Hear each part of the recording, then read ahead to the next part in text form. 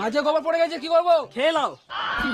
গোবরটা আমার দিয়ে করে দাও। তুই কেন নিবি? যখন সবকিছু সমান ভাগে ভাগ হচ্ছে, গোবরটাও সমান ভাগে ভাগ হবে। আমার গরুর গোবর আমি নেবো, তোকে কেন দেবো না হারাম জাদি? এটা তোর গরুর গোবর কি প্রমাণ আছে?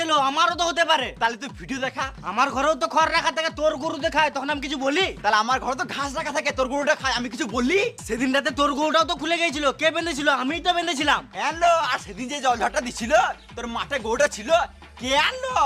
আমি তো আনলাম রে পাঠি।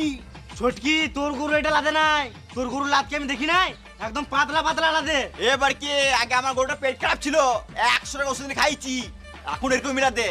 আমার গরুর গোবর আমি লুবো, না আমি লুবো, আমি লুবো, না আমি লুবো, আমি লুবো, না আমি লুবো। আমি লুবো। তোরা পরের দিন লিস, আমি আজকেরটা নিলাম।